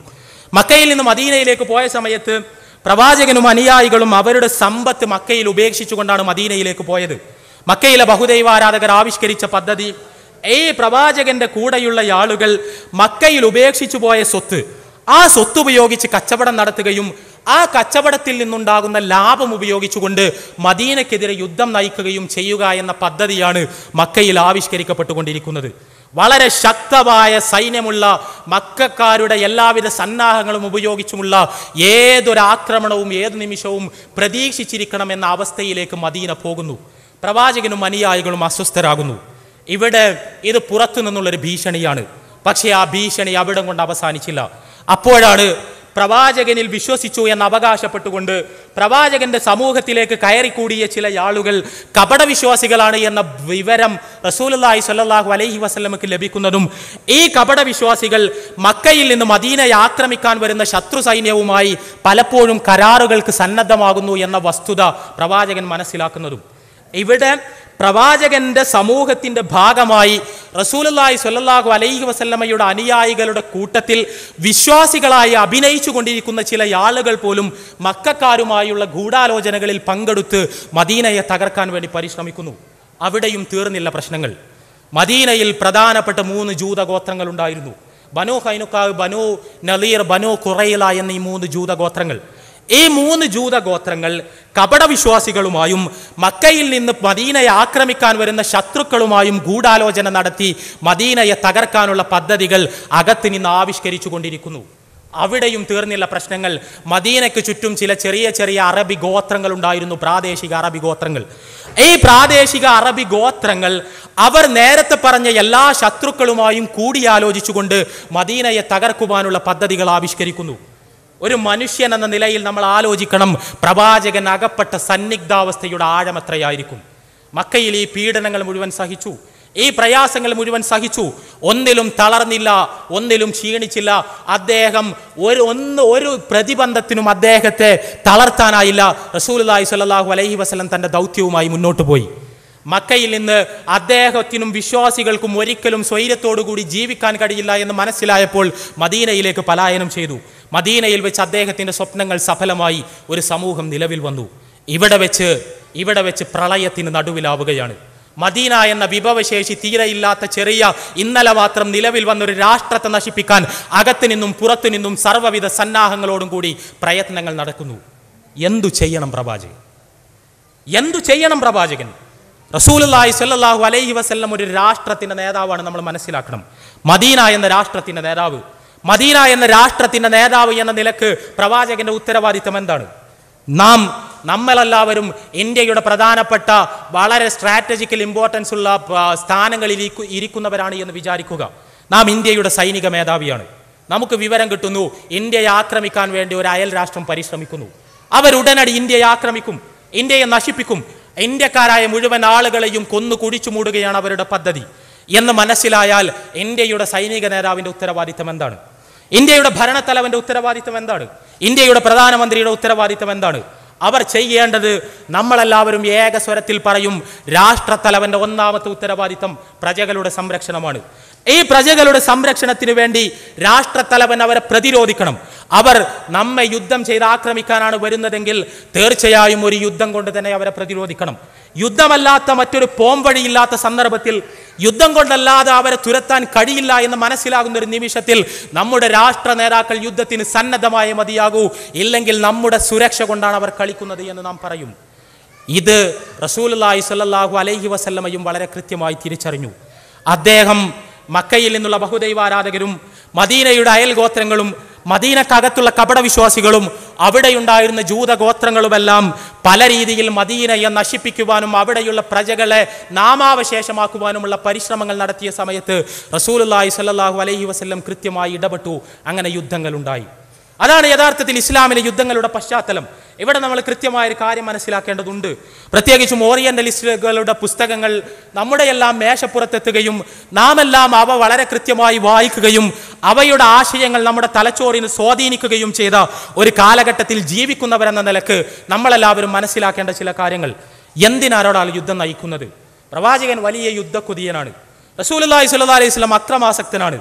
റസൂലുള്ളാഹി സ്വല്ലല്ലാഹു അലൈഹി വസല്ലം രക്തദാഹിയാണ് എന്നൊക്കെയാണ് ഈ സംഭവങ്ങളെ വെച്ച് ആരോപിക്കപ്പെട്ടുകൊണ്ടിരിക്കുന്നത്. നമ്മൾ ആലോചിക്കണം, ലോക ചരിത്രത്തിൽ മഹായുദ്ധങ്ങൾ ഉണ്ടായിട്ടുണ്ട്. മഹായുദ്ധങ്ങൾ എന്ന് പറഞ്ഞാൽ ലക്ഷക്കണക്കിന് കോടിക്കണക്കിന് ആളുകൾ കൊല ചെയ്യപ്പെട്ട യുദ്ധങ്ങൾ ചരിത്രത്തിൽ ചരിത്രാതീത കാലത്തുണ്ടായിട്ടുണ്ട്, ചരിത്ര കാലഘട്ടത്തിൽ ഉണ്ടായിട്ടുണ്ട്, ആധുനിക കാലഘട്ടത്തിലും ഉണ്ടായിട്ടുണ്ട്. ഇപ്പോഴും നമുക്കറിയാം, 2 ലോക യുദ്ധങ്ങളാണ് ഇപ്പോഴത്തെ ലോക രാഷ്ട്രീയത്തിന്റെ ഘടനയെപ്പോലും നിർണയിച്ചത് എന്ന് നമുക്കറിയാം. 1ഉം 2ഉം ലോക മഹായുദ്ധങ്ങളിൽ നിരപരാധികളായ എത്രയോ ആളുകൾ കൊന്നുകുഴിച്ചു മൂടപ്പെട്ടിട്ടുണ്ട്. ഈ യുദ്ധങ്ങളെല്ലാം എന്തിനു വേണ്ടിയായിരുന്നു? അലക്സാണ്ടറുടെ യുദ്ധങ്ങൾ എന്തിനു വേണ്ടിയായിരുന്നു?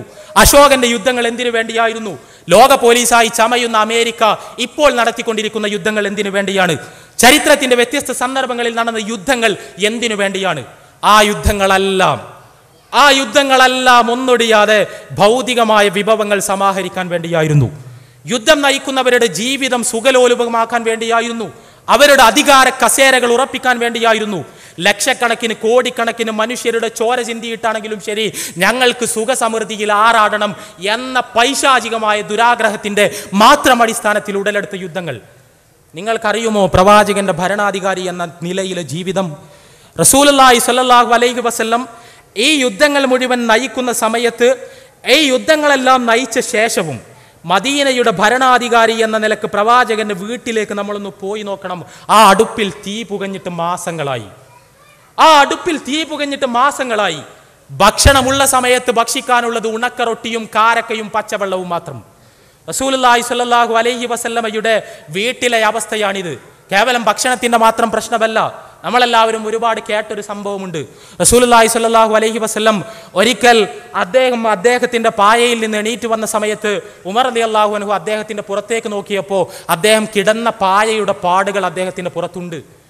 ഉമർ റളിയല്ലാഹു അൻഹു വികാരാധീനനായി കണ്ണിൽ വെള്ളം നിറച്ചുകൊണ്ട് റസൂലുള്ളാഹി സ്വല്ലല്ലാഹു അലൈഹി വസല്ലമയോട് ചോദിച്ചു, പ്രവാചകരെ, കിസ്റയും കൈസറും ഭൗതികമായ സുഖ സൗകര്യങ്ങളിൽ ആറാടുകയാണ്. അങ്ങ് അള്ളാഹുവിന്റെ ദൂതൻ, മദീനയിൽ ഇസ്ലാമിക സാമ്രാജ്യത്തിന്റെ തലവൻ, അങ്ങിതാ ഒരു ഈന്തപ്പനയുടെ മടലിൽ കിടന്നുറങ്ങുന്നു.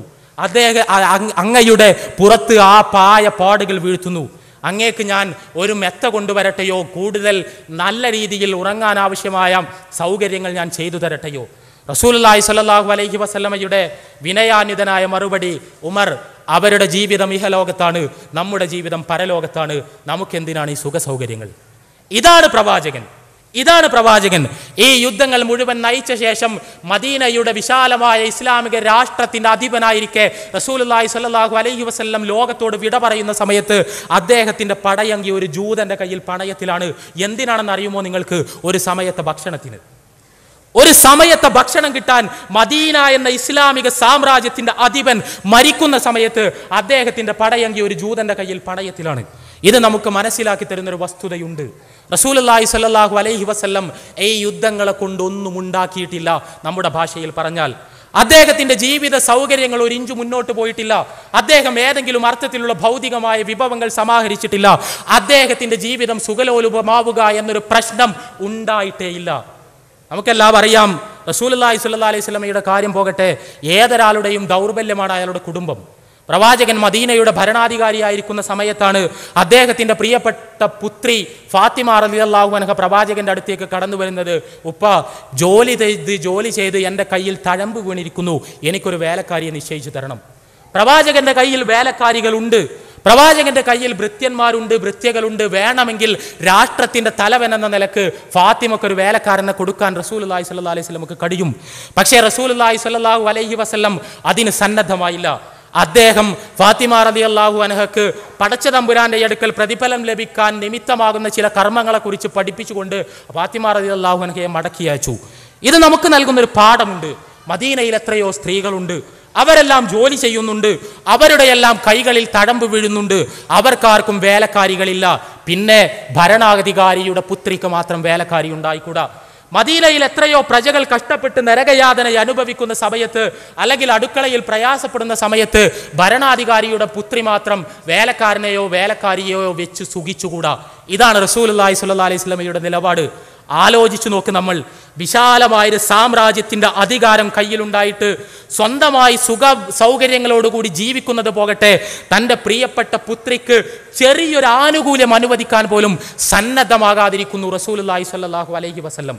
ഈ റസൂലുള്ളാഹി സ്വല്ലല്ലാഹു അലൈഹി വസല്ലം യുദ്ധം ചെയ്തത് ഭൗതിക സുഖ സൗകര്യങ്ങൾക്ക് വേണ്ടിയല്ല എന്നത് 100% തീർച്ചയാണ്. പിന്നെ എന്തിനു വേണ്ടിയാണ് റസൂലുള്ളാഹി സ്വല്ലല്ലാഹു അലൈഹി വസല്ലം യുദ്ധം ചെയ്തത്? നമുക്കെല്ലാം അറിയാം, പ്രവാചകന്റെ യുദ്ധാസക്തി എന്ന പേരിൽ എഴുതപ്പെട്ട ലേഖനങ്ങൾ വായിച്ചാൽ പലപ്പോഴും പ്രവാചകൻ രക്തദാഹിയായ യുദ്ധക്കൊതിയനായ ഒരു രാഷ്ട്രനായകന്റെ ചിത്രമാണ് നമ്മുടെ എല്ലാം മനസ്സിലേക്ക് വരുന്നത്. റസൂലുള്ളാഹി സ്വല്ലല്ലാഹു അലൈഹി വസല്ലം അദ്ദേഹം നയിച്ച യുദ്ധങ്ങളുടെ മുഴുവൻ പശ്ചാത്തലവും അതിൻ്റെ ലക്ഷ്യവും കൃത്യമായി മനസ്സിലാക്കിയാൽ നമ്മൾക്കെല്ലാം തിരിച്ചറിയാൻ കഴിയുന്ന വസ്തുത, പ്രവാചകൻ യുദ്ധം നയിച്ചത് ലോകത്തോടുള്ള സ്നേഹം കൊണ്ടാണ് എന്ന വസ്തുതയാണ്. ലോകത്തോടുള്ള സ്നേഹം കൊണ്ട്. അതെന്താണ്? നമുക്കെല്ലാം അറിയാം, പടച്ച തമ്പുരാൻ റസൂലുള്ളാഹി സ്വല്ലല്ലാഹു അലൈഹി വസല്ലമയുടെ കയ്യിൽ ഒരു വെളിച്ചം വെച്ച് കൊടുത്തിട്ടുണ്ട്. ആ വെളിച്ചം ലോകത്തിന് മുഴുവൻ കൈമാറാനുള്ള വെളിച്ചമാണ്. ആ വെളിച്ചം അനുസരിച്ചാണ് മനുഷ്യർ ജീവിക്കേണ്ടത്. ഇവിടെ മദീനയെ നശിപ്പിക്കാൻ വേണ്ടി ശത്രുക്കൾ പദ്ധതികൾ ആവിഷ്കരിക്കുമ്പോൾ നശിക്കുന്നത് കേവലമായ മദീനയല്ല, നശിക്കുന്നത് കേവലം പ്രവാചകനല്ല, നശിക്കുന്നത് കേവലം പ്രവാചകന്റെ അനുയായികളല്ല, മദീനയിലെ പ്രജകളല്ല, മറിച്ചൊരാദർശമാണ്. അന്ത്യനാൾ വരെയുള്ള മുഴുവൻ മനുഷ്യർക്കുമായി പടച്ച തമ്പുരാൻ അവതരിപ്പിച്ച ആദർശം, ആ ആദർശത്തെ കൊന്നു കുഴിച്ചു മൂടാനാണ് ശത്രുക്കളുടെ ശ്രമം. ഇവിടെ പ്രതിരോധിച്ചിട്ടില്ലെങ്കിൽ, ഇവിടെ പ്രതികരിച്ചിട്ടില്ലെങ്കിൽ, ഇവിടെ യുദ്ധം ചെയ്തിട്ടില്ലെങ്കിൽ പടച്ച തമ്പുരാൻ അവതരിപ്പിച്ച ആദർശം നാമാവശേഷമാകും. ആ വെളിച്ചം ലോകത്തിന് കിട്ടാതെ പോകും. റസൂലുള്ളാഹി സ്വല്ലല്ലാഹു അലൈഹി വസല്ലമയുടെ മനസ്സിൽ സ്നേഹം നിറഞ്ഞു തുളുമ്പുകയായിരുന്നു. എൻ്റെ കയ്യിൽ ഈ വെളിച്ചം ലോകത്തിനുള്ള വെളിച്ചമാണ്. മക്കയിലെ ഏതാനും തെമ്മാടികളുടെ അധികാരം മുഷ്കിന് മുന്നിൽ ഞെരിഞ്ഞമരാനുള്ളതല്ല ഈ വെളിച്ചം. മക്കയിലെ ഏതാനും സാമൂഹ്യ ദ്രോഹികൾക്ക് ഊതിക്കെടുത്താൻ പറ്റുന്നതാവരുത് ഈ വെളിച്ചം. ആര് ഈ വെളിച്ചത്തെ തകർക്കാൻ ശ്രമിച്ചാലും ഈ വെളിച്ചം ലോകത്തിന് കൈമാറുക തന്നെ ചെയ്യണം. പ്രവാചകന്റെ യുദ്ധങ്ങളുടെ വിവരണങ്ങൾ നമ്മളെല്ലാവരും കണ്ണു തുറന്ന് വായിക്കണം സുഹൃത്തുക്കളെ. 1000 ശത്രുക്കൾക്കെതിരെ യാതൊരുവിധ സന്നാഹങ്ങളുമില്ലാതെ 300ഓളം ആളുകൾ, 3000 ശത്രുക്കൾക്കെതിരെ ഒരുവിധ സന്നാഹങ്ങളുമില്ലാതെ 1000ഓളം ആളുകൾ, 2 ലക്ഷത്തോളം ശത്രുക്കൾക്കെതിരെ കേവലം 3000ഓളം ആളുകൾ, 2 ലക്ഷത്തോളം ശത്രുക്കൾക്കെതിരെ കേവലം 3000ഓളം ആളുകൾ. ഇത്തരം യുദ്ധങ്ങൾക്കൊരുങ്ങുമ്പോൾ അവർക്കറിയാം രക്തസാക്ഷിയാകാൻ സാധ്യതയുണ്ട്, എൻ്റെ ഭാര്യ വിധവയാകാൻ സാധ്യതയുണ്ട്, എൻ്റെ മക്കൾ അനാഥയാകാൻ സാധ്യതയുണ്ട്, എൻ്റെ ഭൂമിയിലെ സുഖ സൗകര്യങ്ങൾ അവസാനിക്കാൻ സാധ്യതയുണ്ട്. ഒരു യുദ്ധത്തിൽ നിന്ന് അടുത്ത യുദ്ധത്തിലേക്ക്, ഒരു പ്രതിരോധത്തിൽ നിന്ന് അടുത്ത പ്രതിരോധത്തിലേക്ക്, ജീവിതത്തിൽ സ്വസ്ഥമായി ഒന്ന് ശ്വാസമയക്കാനുള്ള സ്വാതന്ത്ര്യം പോലുമില്ലാതെ പരീക്ഷണങ്ങളിൽ നിന്ന് പരീക്ഷണങ്ങളിലേക്ക്. നമ്മൾ ആലോചിക്ക്, ഒരുവിധ ലാഭവും ലഭിക്കുമെന്ന പ്രതീക്ഷയില്ലാതെ, രക്തസാക്ഷിയാകുമെന്ന ആശങ്കയോടെ, ഭാര്യ വിധവയാകും, മകൻ അനാഥയാകും എന്ന പ്രയാസത്തോടെ യുദ്ധക്കളത്തിലേക്ക് നിരന്തരമായി എടുത്തു ചാടേണ്ടി വരുന്നവരുടെ മാനസികാവസ്ഥ എന്തിനു വേണ്ടിയാണ് അവർ ചെയ്തത്? അവർക്കൊന്നും കിട്ടാനല്ല. പ്രവാചകനും അനുചരന്മാർക്കും അതിൽ ഭൗതികമായി യാതൊരു ലാഭവുമില്ല. അവരത് ചെയ്തത് ലോകത്തിന് വേണ്ടിയാണ്. ഈ വെളിച്ചം, ഞങ്ങൾക്ക് ലഭിച്ച വെളിച്ചം ഞങ്ങളുടെ തലമുറയോടുകൂടി അവസാനിക്കരുത്. ഈ കാപാലികർ ഞങ്ങളെ വന്ന് നശിപ്പിച്ചാൽ ഈ വെളിച്ചം അതോടുകൂടി കെട്ടുപോകരുത്. ഈ വെളിച്ചം അടുത്ത തലമുറകൾക്ക് കൈമാറാൻ ആളുണ്ടാകണം. ആ ആളുകൾ ഇവിടെ അവശേഷിക്കണമെങ്കിൽ ഈ അഹങ്കാരികൾ യുദ്ധ കൊതിയുമായി വരുമ്പോൾ അവരെ പ്രതിരോധിക്കാനുള്ള വിഭവങ്ങൾ വെച്ച് നാം സന്നദ്ധമായേ മതിയാകൂ. പ്രവാചകന്റെ ഓരോ യുദ്ധവും ഓരോ ത്യാഗമായിരുന്നു. പ്രവാചകന്റെ ഓരോ യുദ്ധവും അദ്ദേഹത്തിന്റെ ജീവിതത്തിലെ സ്വസ്ഥത മുഴുവൻ നഷ്ടപ്പെടുത്തി, യാതൊരുവിധ ഭൗതികമായ വിഭവാസക്തിയുമില്ലാതെ സ്വന്തം ജീവൻ പോലും പണയപ്പെടുത്തി പ്രവാചകനും അനുയായികളും തങ്ങൾ മദീനയിൽ സൃഷ്ടിച്ച വെളിച്ചം കെട്ടുപോകാതിരിക്കാനായി നടത്തിയ പിടച്ചിലുകളാണ് യഥാർത്ഥത്തിൽ ഇസ്ലാമിക ചരിത്രത്തിൽ യുദ്ധങ്ങൾ എന്നറിയപ്പെടുന്നത് എന്ന് മനസ്സിലാക്കാൻ നമുക്ക് കഴിയണം. സഹോദരങ്ങളെ, ഇവിടെ യുദ്ധങ്ങളെക്കുറിച്ച് പറയുമ്പോൾ ഈ വിഷയം അവസാനിപ്പിക്കുന്നതിന് മുമ്പ് വളരെ പ്രധാനപ്പെട്ട ഒരു കാര്യം കൂടി നാം എല്ലാവരും മനസ്സിലാക്കേണ്ടതുണ്ട്. ഇസ്ലാമിന് കൊലപാതകത്തെയും രക്തച്ചൊരിച്ചിലുകളെയും സംബന്ധിച്ച് വളരെ കൃത്യമായൊരു കാഴ്ചപ്പാടുണ്ട്. പരിശുദ്ധ ഖുർആനിലൂടെ കടന്നുപോയവർക്കറിയാം, മനുഷ്യന്റെ ഏറ്റവും നശീകരണാത്മകമായ സാധ്യതകളിലൊന്നായി പരിശുദ്ധ ഖുർആൻ പരിഗണിക്കുന്നത് കൊലപാതകവും രക്തച്ചൊരിച്ചിലും നടത്താനുള്ള കഴിവിനെയാണ്. മറ്റു മനുഷ്യരെ കൊല്ലാനും അവരുടെ രക്തം ഭൂമിയിൽ ചിന്താനുമുള്ള കഴിവിനെയാണ് മനുഷ്യാസ്തിത്വത്തിന്റെ ഏറ്റവും നശീകരണാത്മകമായ സാധ്യതയായി പരിശുദ്ധ ഖുർആൻ പഠിപ്പിക്കുന്നത്. ആദ്യത്തെ മനുഷ്യൻ ആദം അലൈഹിസ്സലാത്തു വസ്സലാമിന്റെ 2 മക്കൾ ഹാബീലും കാബീലും തമ്മിലുണ്ടായ ഒരു പ്രശ്നത്തിൽ, ആ പ്രശ്നം പരിഹരിക്കപ്പെടാതെ ഒരു കൊലപാതകത്തിൽ കലാശിച്ച സമയത്ത്, ഭൂമിയിൽ ആദ്യത്തെ കൊലപാതകം നടന്ന സമയത്ത് അവർക്ക് വേണ്ടി പടച്ച തമ്പുരാൻ അവതരിപ്പിച്ച നിയമം പരിശുദ്ധ ഖുർആൻ ഉദ്ധരിക്കുന്നുണ്ട്. പരിശുദ്ധ ഖുർആനിൽ 5-ാമത്തെ അധ്യായം സൂറത്തുൽ മാഇദയിലെ 32-ാമത്തെ വചനം, അന്നഹു മൻ ഖതല നഫ്സൻ ബിഗൈരി നഫ്സിൻ ഔ ഫസാദിൻ ഫിൽ അർദ് ഫകഅന്നമാ ഖതല അന്നാസ ജമീഅ വമൻ അഹ്യാഹ ഫകഅന്നമാ അഹ്യ അന്നാസ ജമീഅ. ആരെങ്കിലും നിരപരാധിയായൊരു മനുഷ്യനെ വധിച്ചു കളഞ്ഞാൽ, നിരപരാധിയായൊരു മനുഷ്യന്റെ രക്തം ചിന്തിയാൽ, ലോകത്തിലെ മുഴുവൻ മനുഷ്യരുടെയും രക്തം ചിന്തിയതിന് തുല്യമായ കൊടും പാതകമാണ് അയാൾ ചെയ്തിരിക്കുന്നത്. ആരെങ്കിലും നിരപരാധിയായൊരു മനുഷ്യന്റെ ജീവൻ രക്ഷിച്ചാൽ, ലോകത്തിലെ മുഴുവൻ മനുഷ്യരുടെയും ജീവൻ രക്ഷിച്ചതിന് തുല്യമായ സൽപ്രവർത്തനമാണ് അയാൾ നിർവഹിച്ചിരിക്കുന്നത് എന്ന് പരിശുദ്ധ ഖുർആൻ പ്രഖ്യാപിക്കുന്നു. ഇവിടെ ഖുർആനിന്റെ നിലപാടുകൾ കൃത്യമാണ്. പരിശുദ്ധ ഖുർആനിന്റെ അധ്യായങ്ങളിലൂടെ ഓരോന്നിലൂടെ കടന്നുപോയാൽ മനുഷ്യർ ഒരിക്കലും ചെയ്തുകൂടാത്ത, പടച്ച തമ്പുരാൻ അതീവ ഗൗരവതരമായി പരിഗണിക്കുന്ന, ഇസ്ലാമിക രാഷ്ട്രം പരമാവധി ശിക്ഷ നൽകേണ്ട കുറ്റകൃത്യമായി വധത്തെ, കൊലപാതകത്തെ, രക്തച്ചൊരിച്ചിലിനെ ഇസ്ലാം പരിഗണിക്കുന്നു. ഇവിടെ സ്വാഭാവികമായും റസൂലുള്ളാഹി സ്വല്ലല്ലാഹു അലൈഹി വസല്ലം യുദ്ധങ്ങളുടെ ശത്രുപക്ഷത്താണ്, രക്തച്ചൊരിച്ചിലുകളുടെ ശത്രുപക്ഷത്താണ്, കൊലപാതകത്തിൻ്റെ ശത്രുപക്ഷത്താണ്. അതിനെല്ലാം എതിരെയാണ് പ്രവാചകൻ സംസാരിക്കുന്നത്. പക്ഷേ ഇവിടെയുള്ള പ്രശ്നം, റസൂലുള്ളാഹി സ്വല്ലല്ലാഹു അലൈഹി വസല്ലം യുദ്ധത്തിനും കൊലപാതകത്തിനും രക്തച്ചൊരിച്ചിലുകൾക്കുമെതിരെ സംസാരിക്കുമ്പോഴും വേറൊരു വിഭാഗം യുദ്ധത്തിന് സന്നദ്ധമാകുന്നു. അവർ ആയുധം കയ്യിലെടുക്കുന്നു. അവർ പ്രവാചകനെയും അനുയായികളെയും നശിപ്പിക്കാൻ ശ്രമിക്കുന്നു. അവർ കലാപങ്ങൾക്ക് വേണ്ടി പരിശ്രമിക്കുന്നു. അവർ രക്തം ചിന്തുന്നു. ഇവിടെ എന്തു ചെയ്യണമെന്ന് നമുക്കെല്ലാം അറിയാം. ഒരു മനുഷ്യനെ കൊല്ലാൻ പാടില്ല എന്ന് നമുക്കറിയാം. എന്നാൽ ഒരാൾ കൊന്നാലോ? ഒരു മനുഷ്യനെ കൊല്ലാൻ പാടില്ല എന്ന് നമുക്കറിയാം.